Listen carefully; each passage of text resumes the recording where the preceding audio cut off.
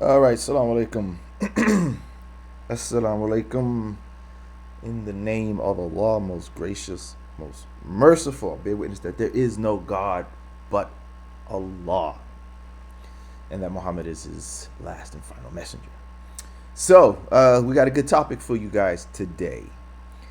For those who don't know, this is in the United States. This February is Black History Month, where in America, we try to focus on the accomplishments of Black Americans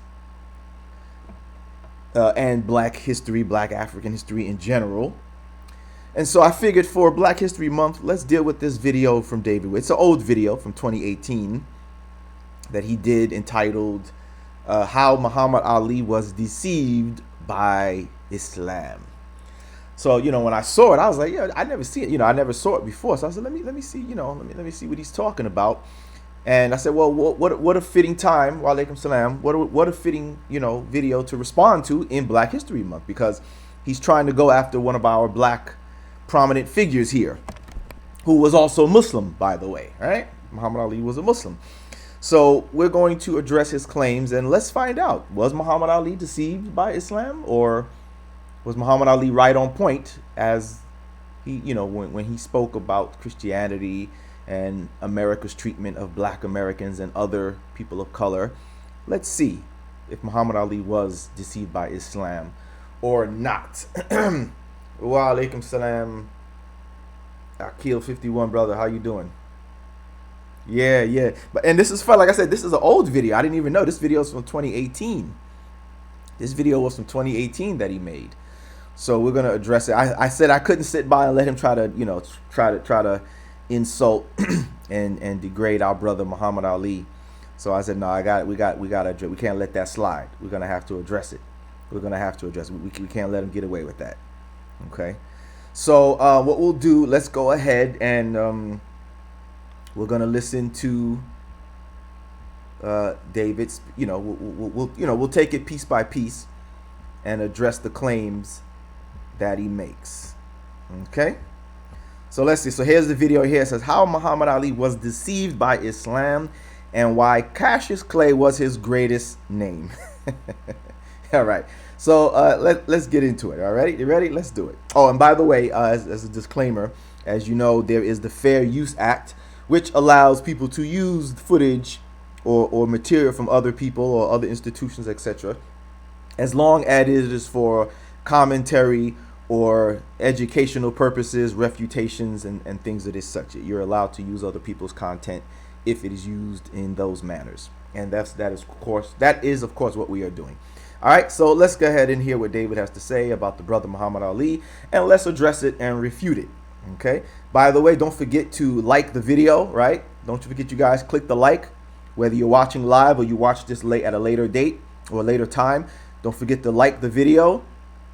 Don't forget to support the channel. The link, you can utilize the links in the description of this video so we can continue to do the work that we do, and inshallah do more work. As I've said to you many times before, pretty much David Wood, this is like his occupation. If you saw how much he's getting paid on Patreon to continuously put out videos, basically it seems almost like on a daily basis, then you can understand why he can do this full time.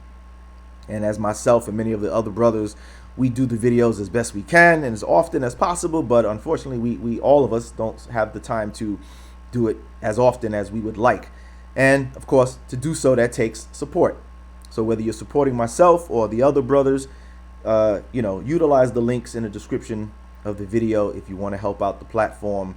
All right, so do that. And again, you can help us also by liking the video, spreading it, sharing it on Twitter, Facebook, Instagram, whatever social media you have out there. Let's get that done. So again, like the video, please. Don't forget, if you're not subscribed, subscribe to the channel, click that notification bell, and of course support the channel with any donations that you can to help us so that we can, inshallah, do more videos more frequently, more often. Ameen. All right, with that said, let's get into it. Here we go.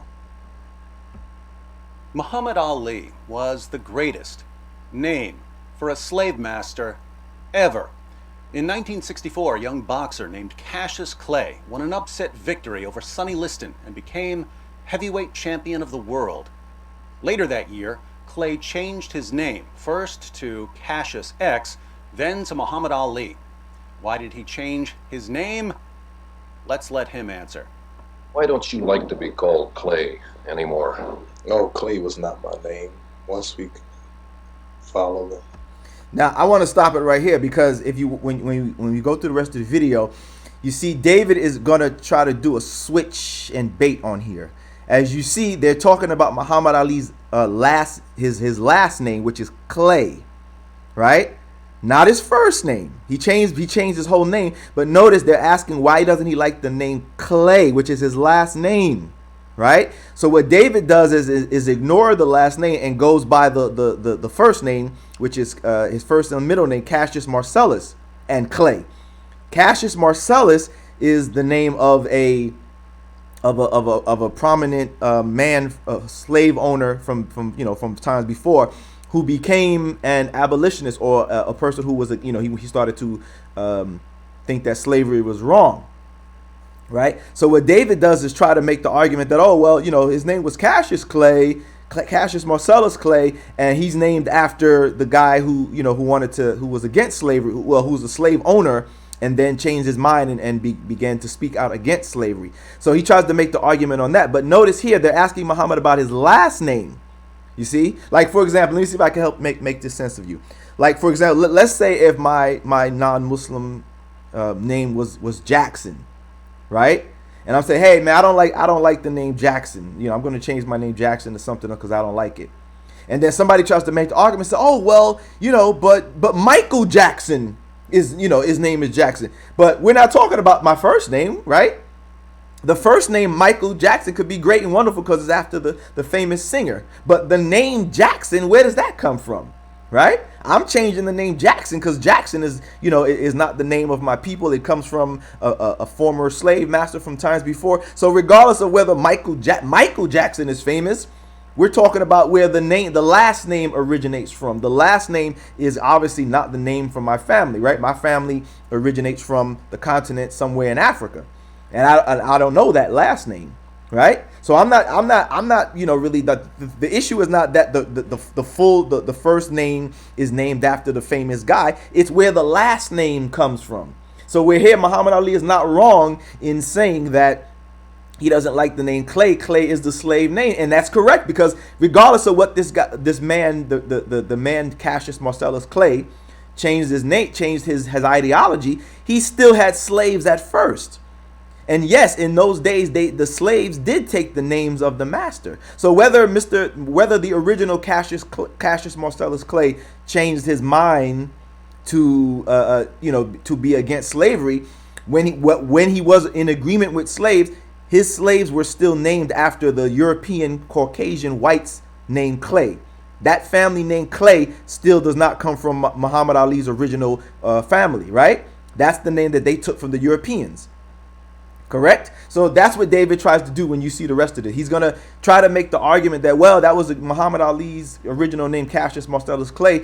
Great name because the full name is after the man who, used to have slaves, and then he changed his mind and started to be an abolitionist against slavery. Right? But that's not the point. Regardless of that fact, he's still the name Clay. Notice again, they're asking him about the last name. The last name is not from Muhammad Ali's original family, right? If Muhammad Ali was to trace his descendants back beyond slavery in America, his family in Africa, their last name is not going to be Clay. So regardless of the weak argument David tries to make, Clay, regardless of the full name, Cassius Marcellus Clay, regardless of him changing his mind, the name is still a slave master's name.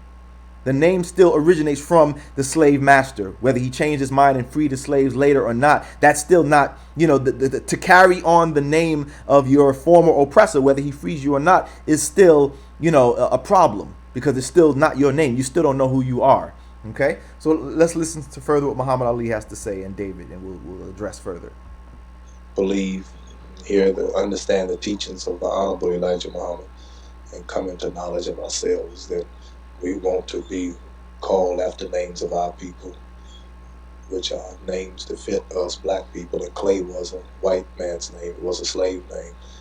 And You see, right there, he's not wrong with that. See, so David's argument is a fallacious argument to try to say, well, you know, the full name Cassius Marcellus Clay, you know, even though he was a man who went against slavery, what Muhammad Ali just said right here, he's not wrong. He's right.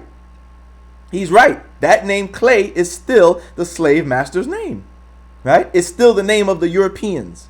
It's still not his family name, right?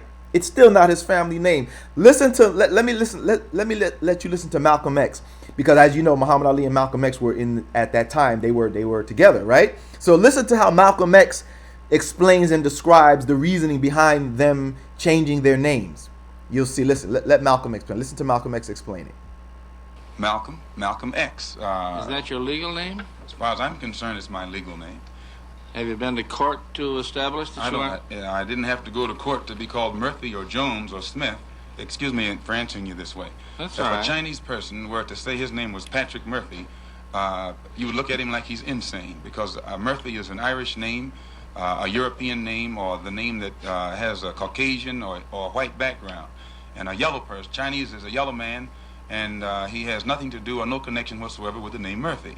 And if it doesn't look proper for a person who is yellow or Chinese to be walking around named Murphy or Jones or Johnson or Bunch or Powell, I think it would be just as improper for a black person or the so-called Negro in this country, as we're taught by the Honorable Elijah Muhammad to walk around with these names. And therefore he teaches us that during slavery, the same slave master who owned us put his last name on us to denote that we were his property. So that when you see a Negro today who's named Johnson, if you go back in his history, you'll find that he was once his grandfather, or one of his forefathers was owned by a white man who was named Johnson. His name is Bunch. His grandfather was owned by a white man that was named Bunch. Would you mind telling me what your father's...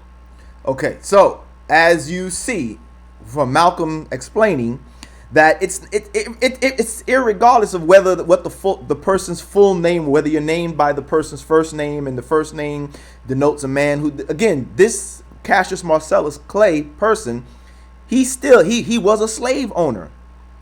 He was a slave owner, and he turned, again, he changed his mind later and started to work against slavery. That's great, beautiful, wonderful. But as Malcolm pointed out, having the name Clay, remember, the man asked Muhammad Ali about his name Clay. He's not asking him about Cassius. He's asking him, why don't you like the name Clay, which is the last name? That's why when Muhammad Ali first changed it, in his first he changed it to Cassius X. He kept the first name and he dropped the last name, because the last name denotes the ownership, right? The last name denotes the ownership. So he changed it from Cassius to Cassius X. You see? And then after Cassius X, he became Muhammad Ali. And the reasoning behind that in the Nation of Islam, their teaching, was that you dropped your last name because the last name was the ownership name. You could have any first name you wanted, but the last name was the name that the slave owner, the slave master had, and that was his family name. And he put it on his slaves, denoting his leadership. The same thing with women. Right? When women get married in Western society, they many times take the name of the husband. Right? That's a common thing in Western society. That when a woman gets married to the man, she drops her family last name and takes his last name. And in olden times, that was also the sign of the ownership. That the man that's his woman now. She is his woman. So she takes on his last name. You see? So it's the last name that causes the issue and is the problem here. And Muhammad Ali and both Malcolm X are correct in that, David. So regardless of the first name, it doesn't matter who the first name is after. It's still the family last name that Muhammad is carrying, that Muhammad Ali was carrying. And as Malcolm X said, regardless, those names are not our names. Right? Just like he said, if you met a Chinese guy and a Chinese man say, hey, what's your name? What's your name? And he tells him, my name is Robert Simpson. You're like, huh? It would be amusing. It's like, wait, what? We know that's not Chinese names. Right? We know those are not the kind of names that they have from China. Right? Their names aren't that. And vice versa. You meet a Caucasian man, a white man, and he comes to you and say, hey, what's your name? And he says his name is Ling Chong Yao. You'll be like, huh? It would be amusing because you know those are not that kind of names that Europeans have, right? You know those are not the kind of names that Europeans have. So both Malcolm and Muhammad Ali are correct, David. But here, we're going to let you hear how David tries to argue that, well, the first name is after this guy. But we've already refuted, but I want you to hear so you can understand, all right? I'm no longer Clay, I'm no longer a slave, so now I'm Muhammad Ali. So, Clay was a white man's name, Yes. but Muhammad and Ali were names for his people. And I'm going to address that as well. Right? I'm going to address that as well because what he tries to do is, when we watch the rest of the video, is he then tries to make it like, oh, so well, you're going for his people, but you know, those are Arab names. So in other words, to make it like the Arabs are different people. But I'm going to demonstrate, if you may have heard me before, that the ancient Arabs are our people, right? That the ancient Arabs are our people. Okay, I'll show that as well. I'm going to show you that the ancient Arabs are our people, so there's no conflict in what Muhammad Ali is saying by taking the name Muhammad and Ali.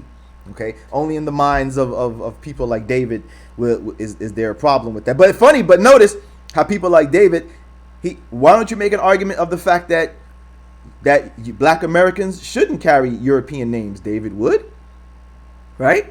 Because clearly those aren't the names. Now we know for sure that the names Wood, Lewis, Clay, Johnson, Jackson, we know for sure those are not our names. So what argument are you really making here, right? Because we know for sure that those are not the names of black people, right? Those are not our original names. People in Africa, where we come from, where our ancestors come from, they didn't have the names Jackson, Lewis, Wood, Clay, right? Like Malcolm said, Bunch, Johnson, Simpson, McMurphy, McDaniels, right? We didn't have none of those names. Those are not the names common to where we come from, right? So that's okay. That's okay for us to carry the names of the Europeans, but not the names of where our ancestors come from. And I'm going to show you that where our ancestors come from, they did have the names, Muhammad and Ali and such. And they weren't slave names either. I'm going to demonstrate that and prove that many of the African Muslims who had the names Ali and Muhammad and such, they were not slave. Those names were not slave names for many Africans on the continent of Africa, from the various African nations, Muslim African nations at that, who were free. They were independent. They weren't colonized. They weren't slaves. I'm going to show that as well to further prove that David Wood's argument is completely a failed argument. We want to be called after names of our people. What people would that be? Arab slave masters? Because nothing, David. Because first of all, black Americans, we were not under Arab slavery. We weren't under Arab. So your argument that, oh, these are names of Arab slave masters is another asinine, fallacious argument. Black Americans were not under the slavery of Arabs. The Africans that were brought to the Americas from Africa, from the western coast of Africa, we weren't under Arab slavery, right? So if we choose the name to have Muhammad or Ali or Umar or whatever, those are not slave. We're not choosing slave master names because we were never under the Arabs as slave. Black Americans weren't under the Arabs as slave. So if a black American by his own choice or her choice chooses by themselves to take on the name Muhammad or Ali or Fatima, right? Or Aisha or Khadija, those are not slave names because they chose those names. And again, we were never under Arab slavery anyway, right? So what he tries to do when we watch the rest of the video is try to make some conflation behind the fact that, yes, on the eastern coast of Africa, that yes, Arabs had been involved in trading, but they were involved in slave trading before Islam, right? They were involved in that before Islam. You see, so he tries to conflate that, well, Arabs were involved in slavery, therefore black Americans taking these names are taking Arab slave master names. But no, we weren't under Arab slavery. The Arabs were never the slave masters of the West Africans. So when we choose the names Muhammad and such, we're not taking Arab slave master names because Africans on the coast of West Africa, which is where the Americas got their slaves from, the majority of their slaves from, we weren't under Arab slavery. As we've talked about before, many of those Africans that were kidnapped, they were already Muslim by choice. They weren't Muslim because of occupation.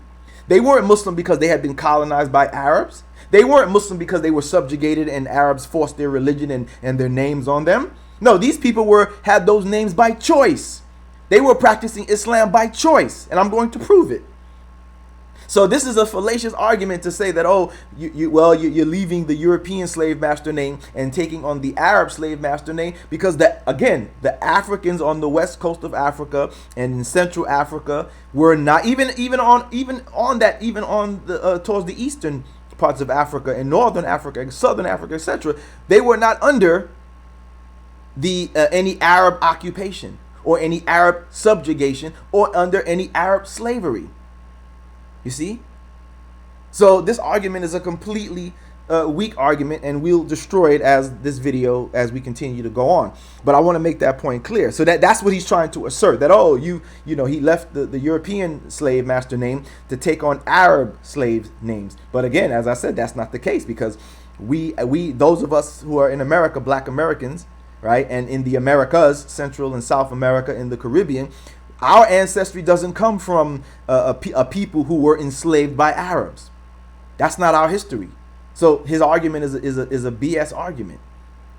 You see? So let's continue. That's who Muhammad and his son-in-law Ali were, according to Muslim sources.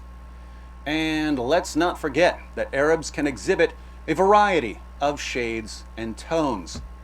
Right, exactly. The Arabs can indeed exhibit a variety of shades and tones. Plus, when we look at the type of slavery that the Arabs practice, history lets us know that the Arabs, unlike the white racist Christians like you and your families and your ancestors, David, the Arabs didn't practice a form of racial slavery where they just targeted, a particular people of color or race of people. Right? They didn't practice that type of slavery. The Arabs, we see, had they just had slavery. They had other Arabs as slaves. They had black people as slaves. There's even hadith that show they had Romans and Persians as slaves. And we know in history that they also had a sizable amount of white people as slaves. There was a sizable amount of white Europeans that had been captured as slaves from the Arabs. So, these people try to make this connection to try to make it seem like the Arab slavery or the African slavery was somehow the same or the equivalent of the European Christian racist form of slavery, and it wasn't. Right? The Europeans had a particular form of slavery called chattel slavery, in which the person is not even looked upon as a human being, and there was a racial motivation behind it. Right? There's a racial motivation behind it. Whereas with the Arabs, and I'm not agreeing with slavery at all. I'm just pointing out the difference, that with the Arabs, it wasn't like that. Right? They had other Arabs as slaves. They had whites as slaves. They had blacks as slaves. So it wasn't based upon, we only don't like those people. We're only going to make them slaves. That's what the Europeans did. The European Christians, by the way, David, your people, right? They focused on race.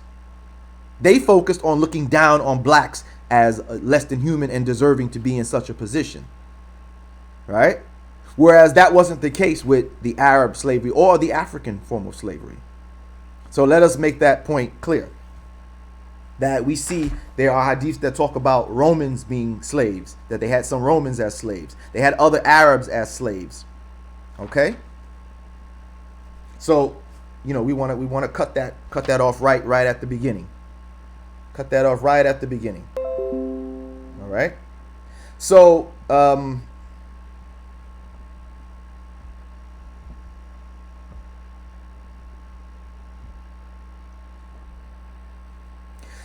what he does from there is, I don't know, he shows some picture of some, like a very light-skinned looking Arab or whatever. It really doesn't make any point. I mean, I can show pictures of dark-skinned Arabs, black-looking Arabs. It really is an irrelevant point. Here, this is the picture right here. He shows the picture of this brother right here. All right. So, and then from there he goes into some hadiths that mention that the prophet, had a slave here or a slave there, or whatever the case may be, right? And he tries to make some argument about that. So, yes, there are hadiths that speak about the prophet having a slave here or there. Of course, David tries to exaggerate it and make it seem like, as if the prophet had a large number of slaves. There's no evidence that talks about the prophet having hundreds of slaves or thousands of slaves or anything of this case. Also, too, negating any time period on whether this was at the early stages of Islam or later stage, because as we know, the Quran talks about the freeing of slaves. So regardless of this, we know that Muhammad is not, as he's trying to make it, a slave master, right? Like some kind of European, the equivalent of some kind of European slave master, because the book that the man Muhammad brings talks about the freeing of slaves, David. So why try to play this game, right? So, for example, let's see. Let me get the verse that talks about the freeing of slaves. Oops.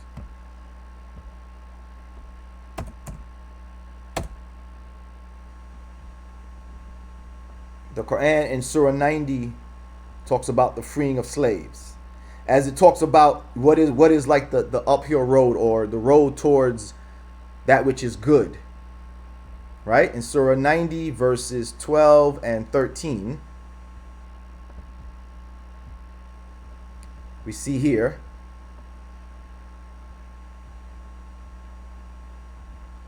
Surah 90, verse 12 and 13, it says, "And what will explain to you the path that is steep, or the uphill road?" Right? This verses are about talking about, the path of righteousness. So in other words, what's that path? What will let you know what that road towards righteousness is? The next verse explains.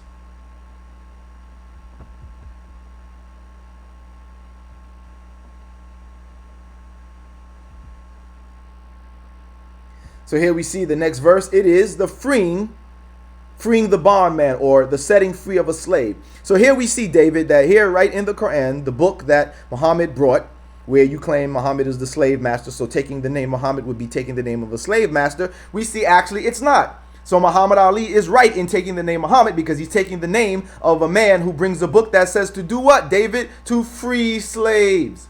So he's actually not taking the name of a slave master. He's taking the name of a slave emancipator. A man who brings a book that actually tells him the road towards righteousness is what? Is freeing a slave. So sorry, Muhammad Ali was not deceived by Islam, and your little trick to make it seem like, oh, taking the name Muhammad is taking the name of a slave master. Wrong. Taking the name Muhammad is taking the name of an emancipator of slaves, as his book orders him and the believers who follow this book, that the road of the right path, the road, the path of righteousness, it is what? It is freeing a slave. Right there, David. Everybody sees it. Chapter 90 of the Quran, verse 13, clearly says right there for everybody to see it. It is the freeing of a slave. Freeing of a slave is the path of righteousness. So no, if you take the name Muhammad, black people, black Americans, or black people anywhere in the world, you are not taking the name of a slave master. You are taking the name of a slave freer, a slave emancipator, as his book clearly tells him, free slaves. So people may say, well, what about the hadiths that talk about, that Muhammad had a slave here or there or whatever? Again, I don't know what time period that was. It doesn't really let us know. I would have to assume, based on what the Quran is saying, that perhaps those were in the early periods of Islam. Right? As you know, as you should know, the Quran was revealed over time. So perhaps those hadiths were at a time at the early stages of Islam. And then later, as the verse is revealed, then the Prophet frees the slave. Because we see that hadiths talk about when the Prophet died, that he didn't have anything. He didn't have anything. He was, basically he died poor. He didn't die with a bunch of, stuff to leave his family, slaves and inheritance and all of that. So perhaps those hadiths were in the early period. I would have to say that they most likely are in the early period, when, before these things were revealed, and then, as we know, Allah reveals later to free slaves. And the Quran talks about freeing slaves for various reasons too. Freeing slaves for the expiation of a sin, or because of you violated an oath, or various other reasons. And as we see here, just free slaves for the goodness of it. Here it says just free slaves for the goodness. It's just it's the path of righteousness to free slaves. So no, David, I repeat again, no, taking the name Muhammad is not taking the name of a slave master, because the Quran clearly, the book that Muhammad is said to bring from his Lord, tells him to free slaves as a good righteous deed. So that destroys the argument right there. So no, I'm sorry, taking the name Muhammad Ali is a great name to take, because you are taking the name of one who freed slaves, as his book clearly tells us. All right. So then from there, he then goes into this thing about, basically trying to make the prophet a white man now. We've heard this argument before too, right? From there, he goes into this thing about, making the prophet a white man. Let's listen. Let's see. Burn. Clay was a white man's name. Sahih Muslim, number 6081. It was narrated that Abu Juhayfa said, I saw the Messenger of Allah with a white complexion and some white hairs. What do you call 1,000,000 Muhammads jumping out of... All right, so, but David, why don't you read all the hadiths though? How about this one right here, David? Boom, boom, boom, boom, boom, boom. And it's from Bukhari. Allah's apostle was neither very tall nor short, neither was he absolutely white. Uh-oh. So wait a minute. How could he be white complexion when right here this hadith says that he was neither absolutely white nor deep brown? We got a problem here, everybody. We got a problem. We got a contradiction, of course, right? How could he be white? And then here it says, no, he wasn't absolutely white nor deep brown. Well, got an issue there, don't we? How is that possible that he could be, somebody say he's white in another, and then here it says, well, no, he was neither absolutely white nor deep brown. So I guess that would mean that he was somewhere in between, right? That would have to mean that he's somewhere in between complexions, yes? If he's not absolutely white, then the ones that keep saying that he's white and only mention white, well, they can't be right. And again, this is from Bukhari as well, right? This is from Bukhari. Same book you just read from, David. Here, it says that he's not absolutely white, nor deep brown.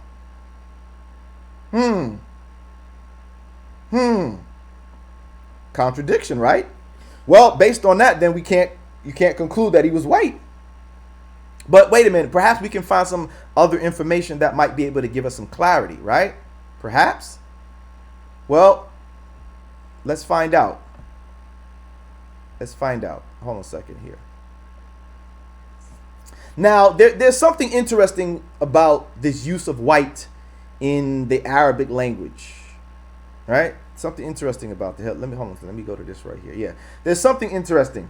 So let's take a look at some other hadiths before we go to that. Let's take a look at some other hadiths here to see about this.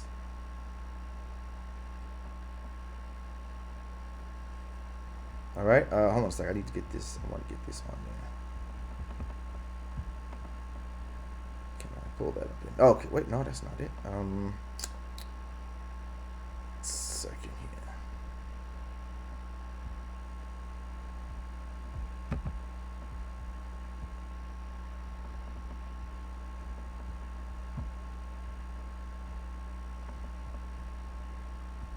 Bear with me a second. I may have to turn this into a picture file. Let's see.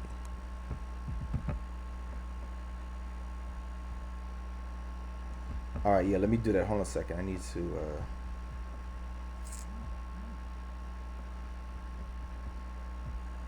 let's see. I'm gonna have to turn this into a picture file. So bear with me a second here, everybody, please. We're gonna look at some other hadiths that I have, and I have the references for them and all of that. So just bear with me a second. Okay, let's see.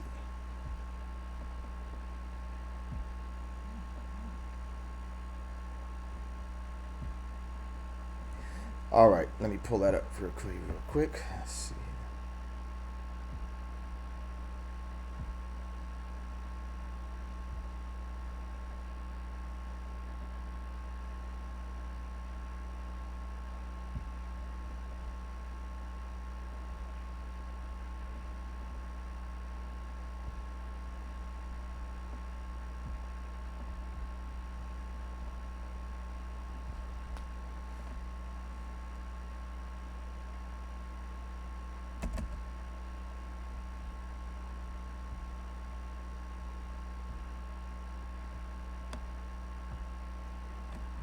Okay, there we go. All right.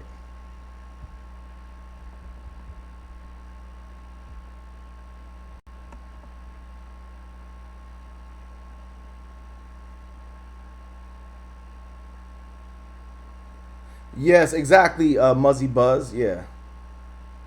Yeah, exactly. That I was gonna. That's what I was gonna say. Yeah, I was gonna say. That's what I was gonna say. What you're saying there, and I'm gonna show that too. Right. That in the language of the Arabs, using the term white doesn't mean like how people think in my like when you hear the word white man today, which seems to be what David and all these people used, how they try to use it as if it's say. First of all, we would know that would be wrong anyway because Muhammad was not a European. Right? He wasn't a European man. So when it says white man, it couldn't mean white man in the definition of how we understand white man today, that he would be European or whatever. We know geographically that's impossible because the prophet was, of course, he was, of course, from Arabia. So he couldn't have been a white man in the sense that people are trying to use it today. But you're right. What you just said is correct, and we're going to demonstrate that. All right. So here are some additional hadiths.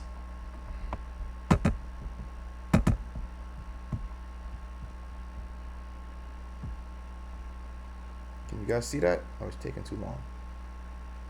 All right, so here's some additional hadiths that go along with this to show that, again, they're not saying that he was white. So I gave you the one from Bukhari already, Bukhari volume 4, number 748. Allah's apostle was neither very tall nor short, neither absolutely white nor deep brown. Okay, so that would be obviously somewhere in between the two. But here's another one. This one is from Al-Tirmidhi in Jami al-Sahih. That's volume 4, number 469.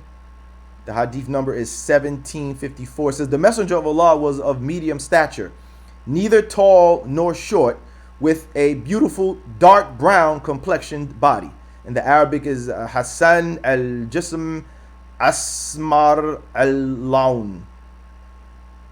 That's dark brown, beautiful dark brown, right? Or Hassan is like good dark brown complexion. All right.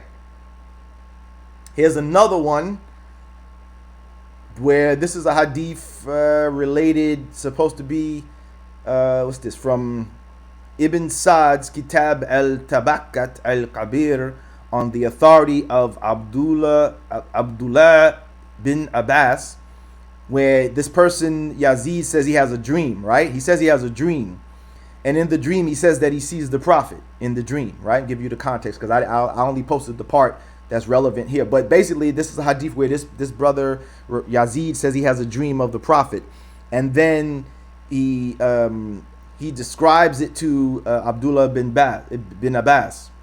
And here's what he says about this particular part of the description of the prophet. He said, yes, I will describe him. He was a man between two men. His body and flesh were brown and blemish free with a sheen, right? Asmal ila al-bayad. Ibn Sa'd, that's the reference to Ibn Sa'd, Kitab al-Tabakat. You also have Ahmed bin Hanbal, the Musnad, al-Bahaki, Ibn Kathir. They all have this reference. Those are the references, as you see right there, to this narration where he's described as this brown, blemish-free, complexion here. All right. Here's another one, as you see here. A lot of people like to mention the hadiths where it might mention a certain part of the prophet's body, like his underarms were They saw the whiteness of his underarms or the whiteness of his foot or leg or something of this sort like here. But here's one, interestingly, that speaks of a part of his body that has being black looking, right? Ibn Sa'd reports on the authority of Al-Zubair, who reported on the authority of Ibrahim, the messenger of Allah stretched forth his left foot such that the blackness of its exposed part was visible. Okay. Here's another one from Sunan Abu Dawood. When the Prophet, peace be upon him, sat during prayers, he stretched forth his foot such that the blackness of foot was exposed. Sunan Abu Dawood, hadith number 962. Another one from from Al-Tirmidhi says here, it says the messenger, this was related on the authority of Anas bin Malik, says the messenger of Allah was neither tall such that he would stand out, nor was he short. He was not albino white, nor was he deep black, Adam, right? Nor was he deep black. So again, that's like the first one from Bukhari, showing that his complexion was somewhere in between. So he's not a white man, right? He's not a white man. Now, one of the brothers in the text pointed out something about this description of whiteness in the Arabic language, and he's correct. We do have something about that, right? We do have something about that. Let me pull that up. I gotta turn that into a picture as well. So let me pull that up. Okay. So we'll see about this use of white in the Arabic languages, right? When they spoke about something. What is this? What is this talking about?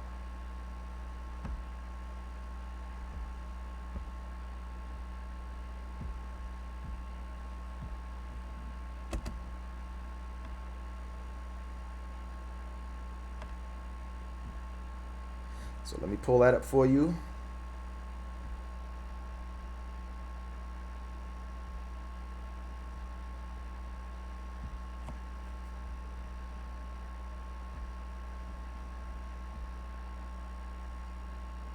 Oops, wrong one. Sorry about that. Hold on a second.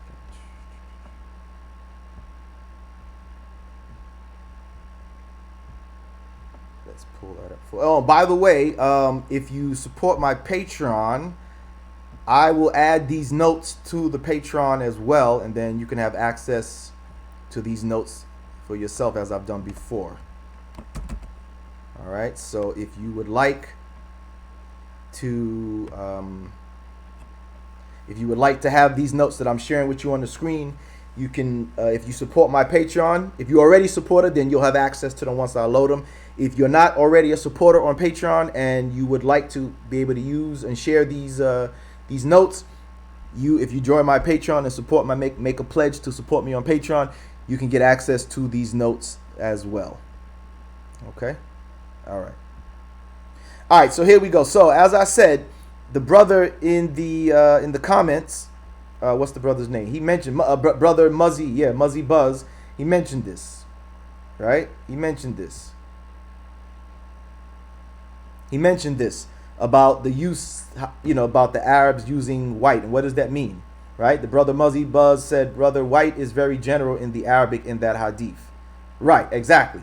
So here's what we have from some of the language sources about on this subject, as you see here, right? So it says here, Shams al-Din Abu Abdullah al-Dahabi in his Siyar Alam al-Nubala says, when Arabs say so and so is white, Abiyad, they mean a golden brown complexion with a black appearance, right? Al-Hinti al-Lawn bi Hilya Suda, like the complexion of the people of India, brown and black, Asmar wa Adam, i.e. clear, refined blackness.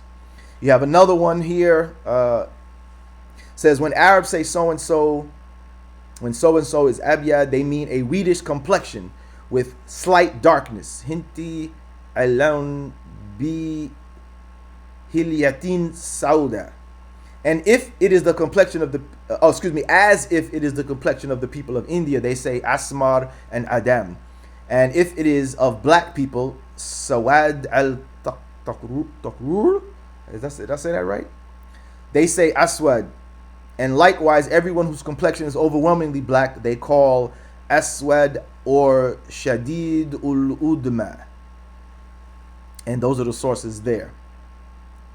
All right. The same is said by al-Talabib in his Fiqh al-Lugha, as well as as-Suyuti in his Jawahir al-Uqud.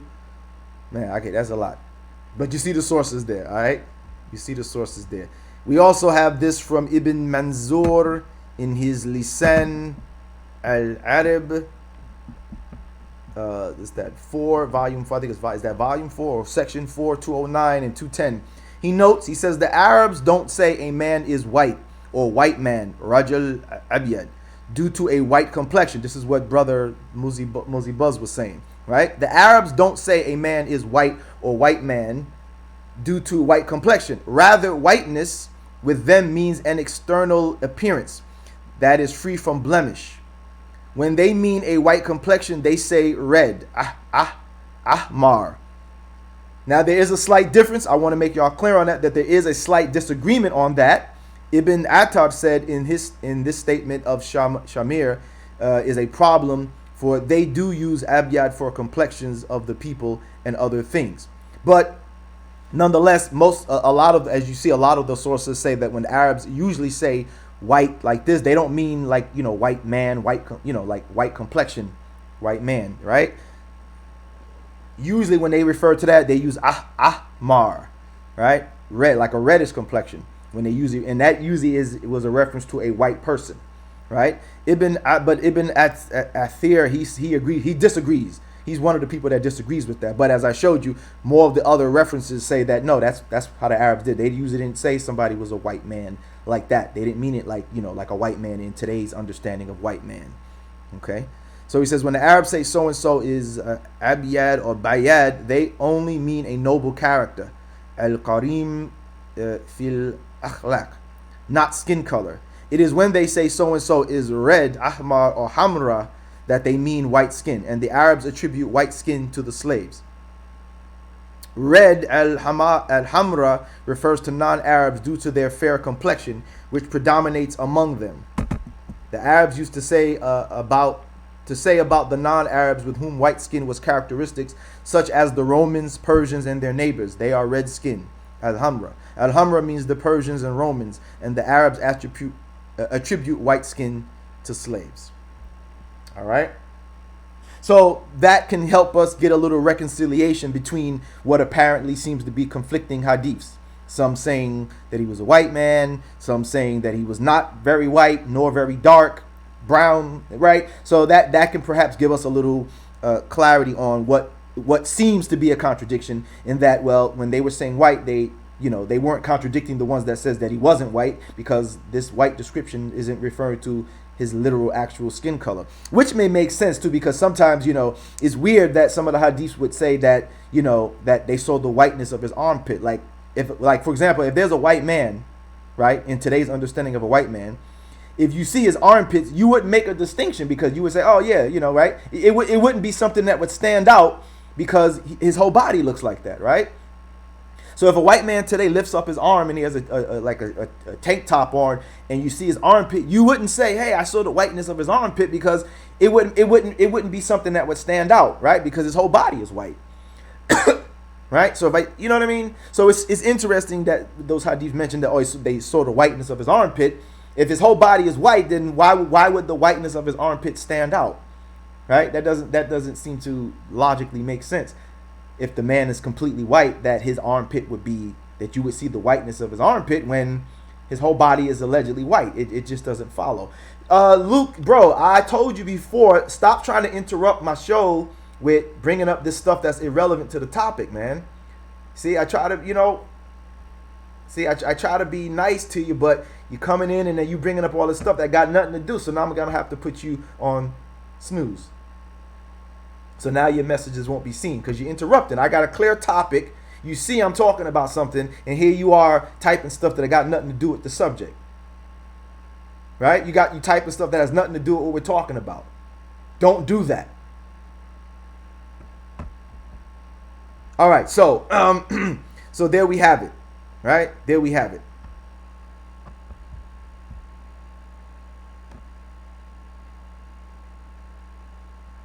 There we have it. All right. So I show all this to say what? To show that the claims of David and these others who try to use these hadith wrongly to make it look like the prophet was a white man, literally a white man, are wrong or incorrect, because we have just as many others that show that he was not white. They say that he was not absolutely white, nor deep, nor dark brown or whatever, right? So obviously somewhere in between.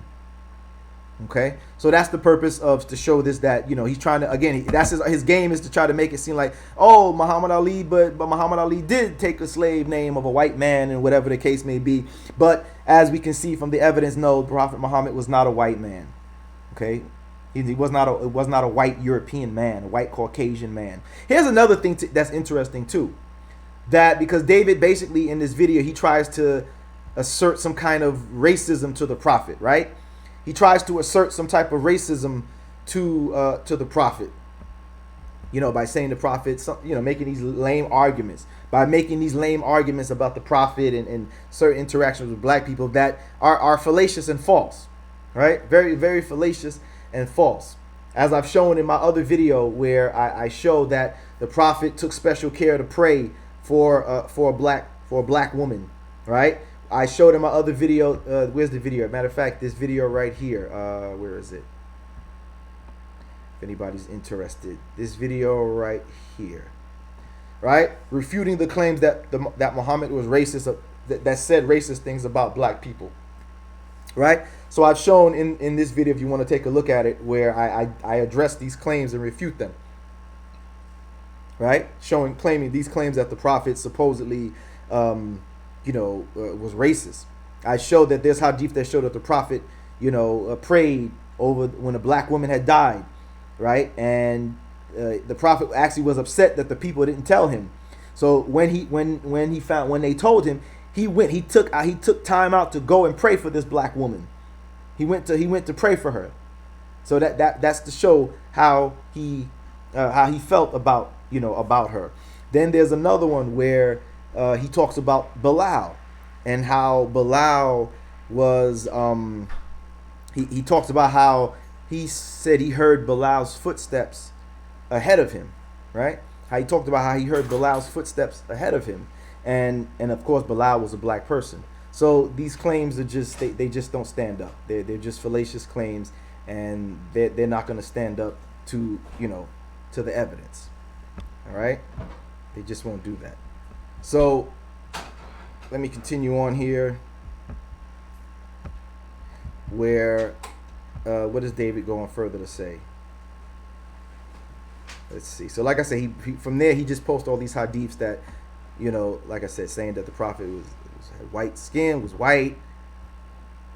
And then he posts, as I mentioned, where he shows these hadiths where the prophet had a black slave here or a black slave there, right? Here he makes this argument about, you guys see that on the screen. Like here, he brought this hadith here where he talks about how the prophet, a slave came and gave his pledge to the messenger of Allah to immigrate to the prophet, and the prophet did not realize that this person was a slave. So that the master came looking for him, and then the prophet said, "Sell him to me." So he bought him for 2 black slaves. Then he did not accept the pledge of anyone after that until he asked if he was a slave. So David tries to make some lame argument, about this. First of all, he tried to make an argument about that the prophet traded 2 black slaves for the one, and trying to make it like a racist thing. What he ignores is that it wasn't about that because first of all, you don't even know if the other slave was black or not. But he tries to make it seem like, oh, well, look, Muhammad was racist because one other slave was worth 2 black slaves. No, what you're missing, David, is that here, this other slave was a Muslim. So in other words, the Muslim is worth more than the unbelievers. So he traded these two who were unbelievers, not because they were black. It was because they were 2 unbelievers. So he said, look, I'd be willing to give 2 unbelievers for this one believer, this one slave who's a believer. We can see the same thing in the story of Bilal. As a matter of fact, when Abu Bakr, let me let you see that one. When Abu Bakr when they freed Abu Bakr, right? We can see this same thinking that it's not about the color, right? It's about that, you know, you're trying to, you want to you're freeing a Muslim. So the Muslim is worth more than an unbeliever. That's what this is about, not the color, as David tries to make it out to be. All right, so let me give you that one. In the story of Abu Bakr, when he frees Bilal. Let's see here.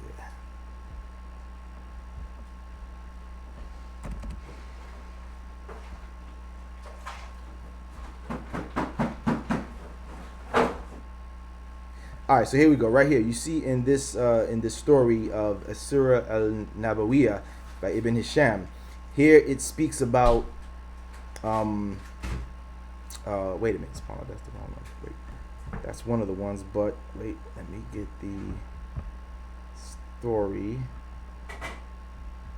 Where's that at? Here it is. I think this is it right here. Yeah, here we go. Here it is right here. All right, so yeah, here we go right here in the story of Bilal, when Abu Bakr had freed Bilal. Here we see that same thinking that, look, they're willing to give whatever it takes to free a fellow Muslim slave. It had nothing to do with because he's black or whatever, that he gave 2 blacks for 1 slave. It was the fact that, look, he's willing to give whatever to free a fellow Muslim, right? That's what it was about. Not that they were black, but that they were unbelievers, and he's trying to free a believing slave, a slave that believes. So here we see when Bilal was freed, what does it say here, right? In the story of Bilal, you see where my cursor's at here. It says that, where is it? Oh yeah, right here, this part right here. So when they were torturing Bilal and Abu Bakr passed by to free him, right? It says he came upon the open field where Bilal was being tortured for amusement. Abu Bakr did not lose his temper, for that was not his way, but he remonstrated with the torturers. He said to Umayyah, "Have you no fear of God that you treat this poor man like this?" He replied, saying, "You are the one who corrupted him, so you save him from his plight." Abu Bakr replied, Then sell him to me, name your price." Umayyah was a businessman and could not give up making a profit, so he sold Bilal for a good price. To humiliate Bilal, he added, "I would have sold him to you even if you offered me only 1 ounce of gold."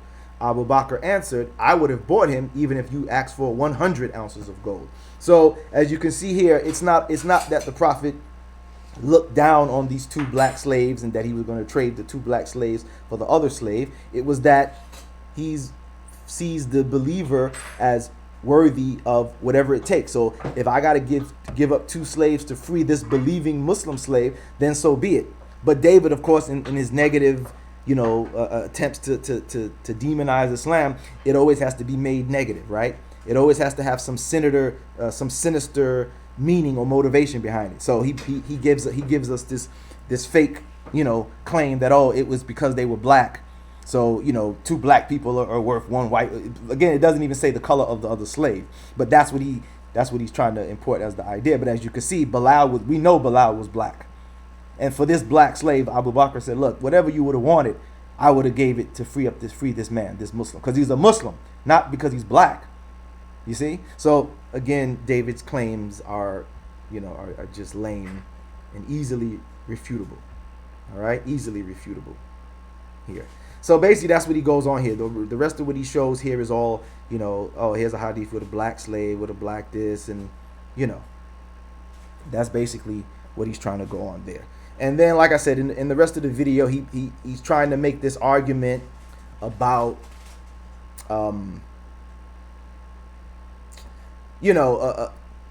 like I said, trying to make it seem like Muhammad Ali taking the name Muhammad Ali is taking the name of some Arabs, some white Arabs or something of this sort. But let's get into that. Let's talk about that. Okay, let's talk about that, and we're gonna talk about the Prophet's family members and things of this sort as well. Now, here is an excerpt from the book, The Sealed Nectar, right? Many people are familiar with that book, The Sealed Nectar. And here's a section where it talks about the the genealogy of the prophet, right? So here it talks about his grandfather and the children that his grandfather had. So I want you to focus on this section right here. I'm going to highlight it.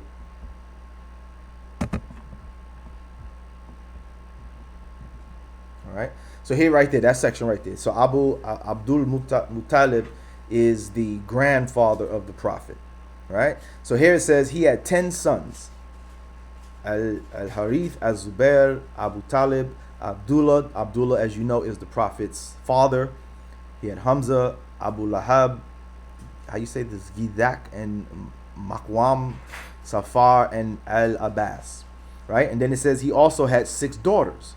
Now again, this is supposed to be the prophet's family, right? From his grandfather. So he says his grandfather also had 6 daughters who were al-Hakim. I notice here, the only white one. So why are they pointing out that this is the only white one from amongst his children? Okay, so this is a point to show you that even in the prophet's family, it is said that members of his family were black, right? I'm going to show you that as well, right? They were amongst the black Arabs. So notice here, even in the nectar, the sealed nectar, which is the biography of the prophet, it speaks that from his grandfather's progeny, from his grandfather's children, he only has one white child, and this is al-Hakim. It says right there, you see it, she's the only white one. So that means what? The rest of them are what? And we also have proof of this from Al-Jahiz, right? This coincides with what Al-Jahiz says, right? Al-Jahiz is a famous, Muslim. He's like an historian. He's a scientist from the past, and in his book, he talks about this as well. Where's that at? Let me get that for you.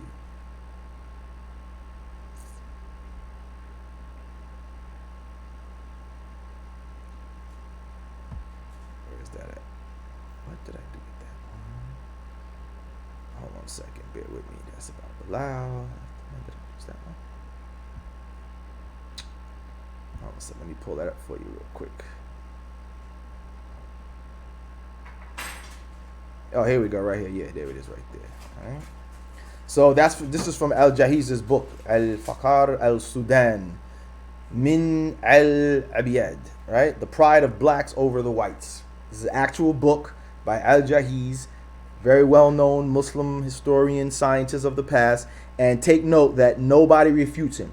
Nobody says that Al-Jahiz was a liar. No one says that he's weak, that he doesn't know what he's talking about. He's very well respected throughout Islamic history and amongst the scholars and such. Okay? And so this coincides with what I just read, right? What I just read about from the sealed nectar, that the only white child that was from Prophet Muhammad's grandfather was the one daughter, Al-Hakim. They point out that she was the only white one. So that would have to mean, obviously, that the rest of the children were not such, including the prophet's father, Abdullah. And as I said, this corroborates with what Al-Jahiz says in his book. Let me get to that point. That is... Where is it? Here we go, right here. Yes. I want you guys to follow along. Can you guys see this? So I'm going to highlight it right here. So here, this coincides with what Al-Jahiz says in his historical writings about the family of the prophet. Here's what he says here.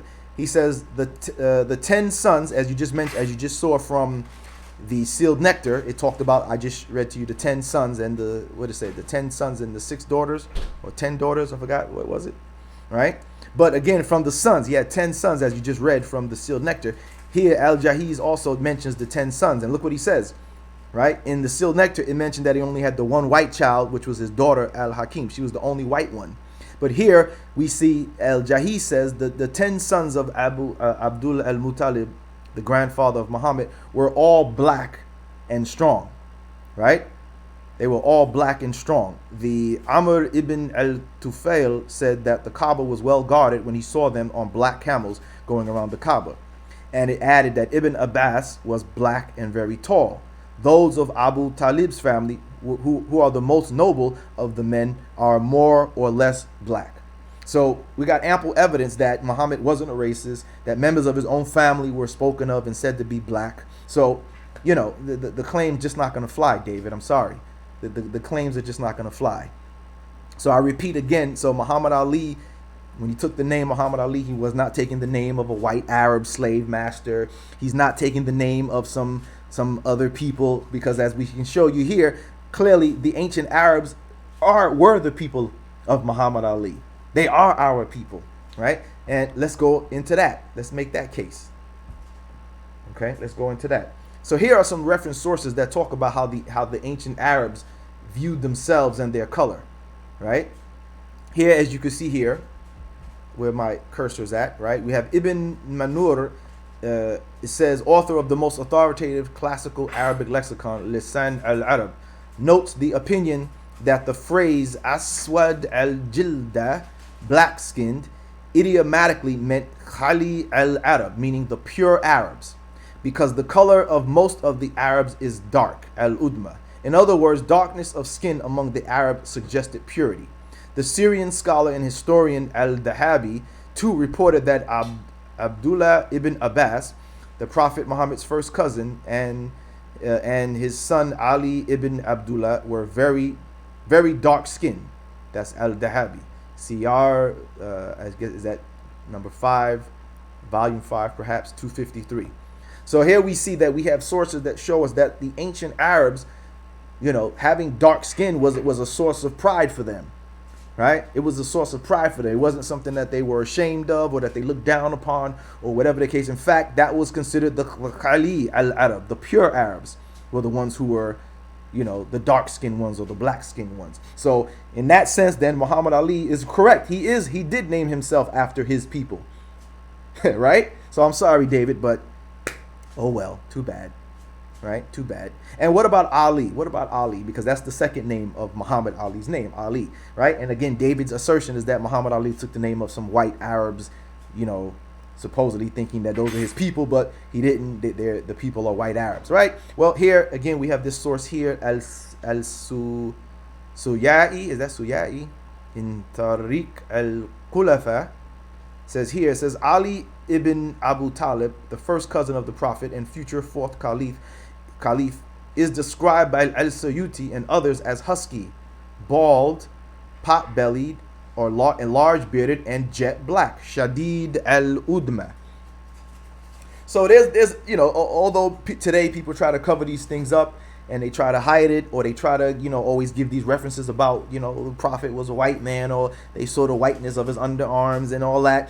If you do the research, you will find that there are things that are either being hidden from us or that are not spoken of, you know, or they're not spoken of, but the information is out there. The information is out there, and these are reputable sources too, right? These are reputable sources that I'm referencing here as well. So people, anybody has any question, these are reputable sources.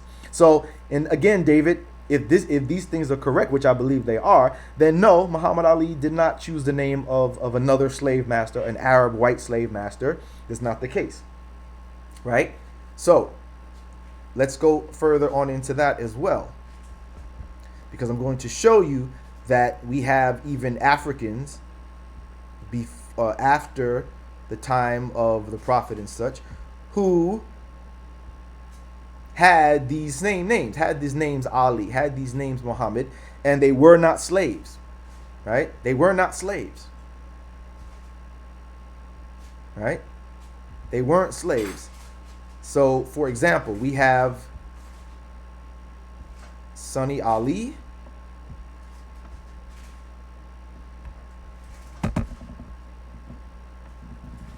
All right, we got Sunni Ali.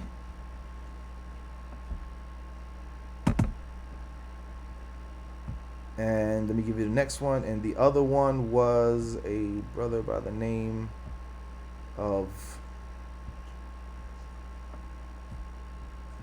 Askia Muhammad. All right, we have Askia Muhammad.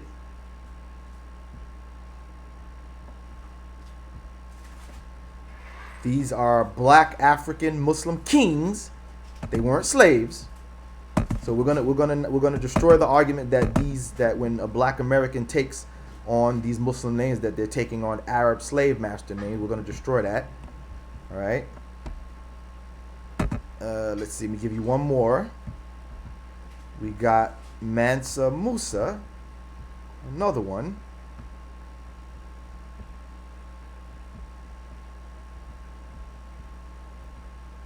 All right. Let's see. Where's Mansa Musa? Oh, there we go. Mansa Musa.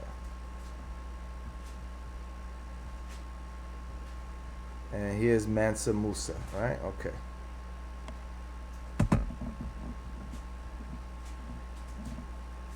All right, so let's go back to Sunni Ali. So first, let's talk about Sunni Ali. All right, here is Sunni Ali. He was a Muslim ruler, Muslim king. He ruled over Mali and Songhai. Right? It says here that he controlled the gold trade. He ruled ruler of Songhai. He worked to unify, strengthen, and enlarge the land. He took over Timbuktu and Jenin. He brought stability and peace to Songhai, and he was religiously tolerant. He was religiously tolerant. And so, look, he has the name Ali, Sunni Ali. He was not a slave. He was not a slave of the Arabs. The Arabs didn't control his part of Africa. He wasn't under colonialist Arab rule. He wasn't forced to be a Muslim. None of those claims apply. Right? And his name was Ali. So once again, Muhammad Ali taking the name Ali is not taking the name of a slave master. Because free Muslim, free black African Muslims, who these people would be our descendants, right? These people here would be the descendants of the black Americans. So if I take the name Ali, I'm not taking the name of an Arab slave master, because we have evidence that my free African slave my free African descendants carried the name Ali, and he wasn't a slave. So if that name is passed on to a black American, he's not taking the name of a slave, because we have evidence that our free African ancestors, who were kings and rulers of empires, carried these names, and they didn't get it from being slaves either. Sunni Ali didn't get that name from being a slave of Arabs. So that refutes that, David. Let's go to the next one. Here is Askia Muhammad.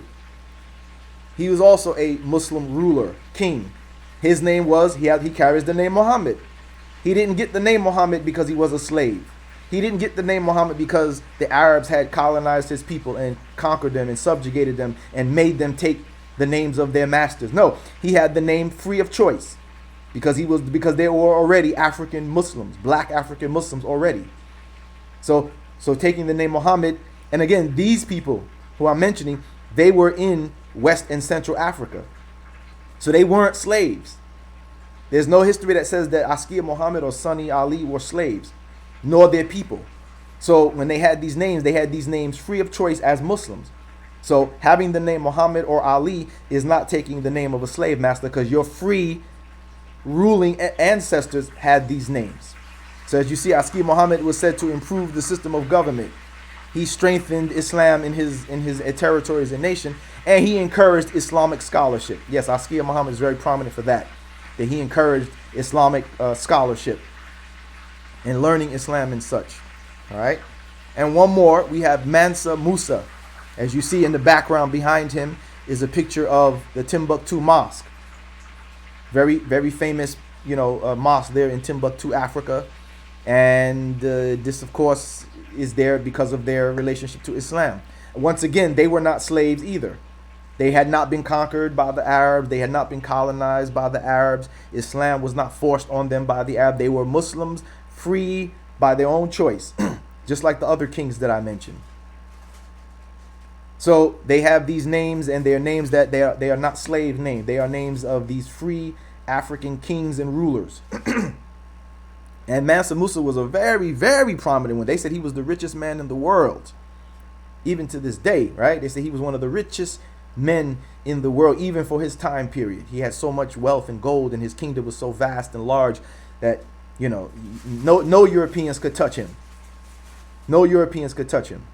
And by the way, let this be connected into Black History Month, since, you know, they always like to make it seem like Africa was a bunch of jungle people running around with bones in their noses, when these men, these African kings who were Muslims, prove that that's a lie, that they tell you that Africans were a bunch of people running around in the jungle with spears and gun and bones in the nose, half naked.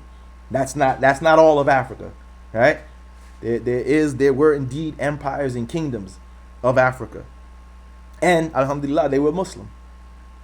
Right? They were Muslim. So here Mansa Musa says he expanded Mali's borders to the north and towards the Atlantic.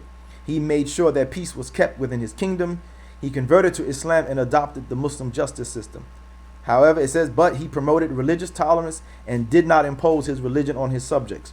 But most of the people in those nations were Muslim, or in his nation, his kingdom, were Muslim until this day. This is why today Timbuktu is still predominantly, if not all, Muslim, because they kept it from their ancestors, and they were not slaves. It had not been forced on them. All right. So these are the proofs to show that David's claim is wrong, and Muhammad Ali was not deceived by Islam. He was right on when he became a Muslim, and he was right on when he spoke out against the racism of the Christians here in America. He was right on in all that he said when he spoke against the Vietnam War, and he refused to go and fight for these racist people. Right. He was right on about that. He was not deceived. He was right on. He was correct. So sorry, David. No. So the answer to the question, was Muhammad Ali deceived by Islam? Definitely not. Definitely not. And when he changed his name, he chose great names, names that his ancestors carried, that were not given to them by slaves, nor forced on them by some Arab invaders or conquerors or enslavers, etc. And even with the Prophet Muhammad, we see that the book that he brings, the Quran, clearly says to free slaves. Right? Can't get around that. The book clearly says to free slaves as a righteous deed for the expiation of sins, or just for the goodness of the act of freeing a slave. All right? So the evidence is ample there that David is completely wrong in this regard. All right? So with that, we'll go ahead and close it out, showing that David was wrong, and the answer is clear. Muhammad Ali was not deceived by Islam. He made the right choice in becoming a Muslim, as Islam, as I've shown you, was the religion of his ancestors. He's right. When he chose the name Muhammad Ali, that is the name of his people. That is the name that his people had, as history demonstrates from these prominent African rulers. Okay? So with that, we'll close it out. Remember, again, to support the channel. Utilize the links in the description of the video. Don't forget to like the video as well. Even if you watch this later, don't forget to add your likes. And again, we appreciate your support. Utilize those links, the Cash App, or become a patron. And again, as I said, if you become a patron and you want access to the notes that I used in this video, you can get them by becoming a Patreon follower. So if you support me on Patreon, you'll have access to those notes, and you can use them for yourself in your own debates and discussions with others as well. All right? So we'll end it on that. Assalamu alaikum.